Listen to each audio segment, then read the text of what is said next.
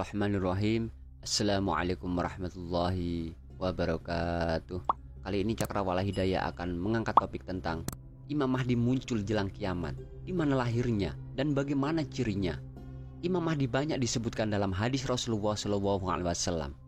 Kemunculan Imam Mahdi juga dipercaya sebagai salah satu tanda kiamat.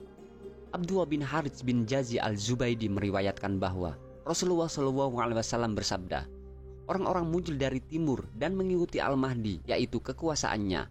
Pada zaman Al-Mahdi, banyak turun hujan, bumi pun mengeluarkan kekayaannya, tanaman-tanaman tumbuh subur, harta melimpah ruah, dan hewan ternak sangat banyak. Hadis riwayat Ibnu Majah. Pada hadis lain yang diriwayatkan oleh Abu Sa'id Al-Khudri, Rasulullah SAW bersabda, bumi benar-benar akan dipenuhi oleh kesewenang-wenangan dan kezaliman. Jika bumi telah dipenuhi oleh kesewenang-wenangan dan kezaliman, maka Allah Subhanahu wa Ta'ala mengirim seorang pria yang berasal dari keturunanku, yang namanya sama dengan namaku. Lantas dia memenuhi bumi dengan keadilan, sebagaimana bumi dipenuhi oleh kesewenang-wenangan dan kezaliman. Hadis riwayat Imam Ahmad, Ibnu Hibban, Hakim, Al-Bazzar, Ibnu Adi, dan Abu Nuaim. Beberapa hadis ini berisi penegasan dari Rasulullah SAW bahwa kemunculan Imam Mahdi sungguh diyakini dan tidak disangsikan sama sekali. Kekuasaan Imam Mahdi berlangsung selama 7-8 tahun. Dalam buku Tanda Kiamat Besar, karya Mahir Ahmad Asyufi, beberapa tanda kelahiran Imam Mahdi dijelaskan lengkap dengan ciri fisik dan tanda kemunculannya. Kelahiran Imam Mahdi. Menurut pendapat mayoritas ulama, kelahiran Al-Mahdi adalah terjadi di Madinah sebagaimana diriwayatkan oleh Abu Nuaim dari Hamad dari Ali bin Abi Thalib radhiyallahu an.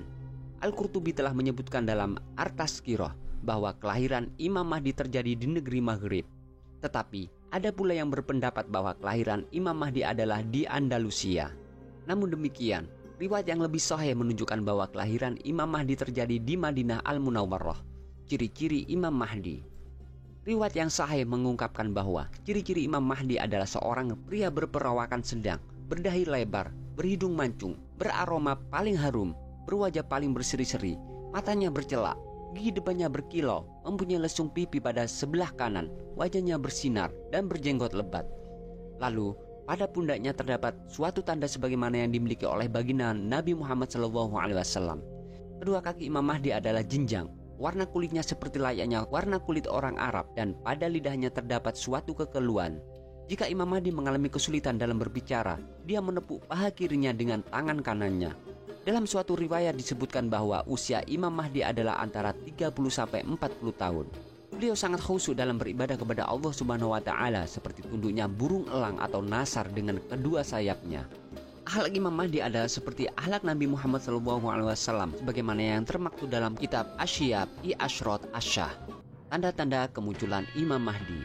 Sebagaimana yang dijelaskan oleh para ulama, tanda-tanda kemunculan Imam Mahdi adalah sebagai berikut.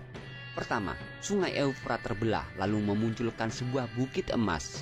Kedua, terjadi gerhana bulan pada malam pertama bulan Ramadan, lalu terjadi gerhana matahari pada pertengahan bulan itu. Kedua gerhana ini tidak pernah terjadi sejak Allah menciptakan langit dan bumi. Ketiga, terbitnya tanduk yang memiliki dua ujung. Keempat, terbitnya sebuah bintang yang memiliki ekor bercahaya.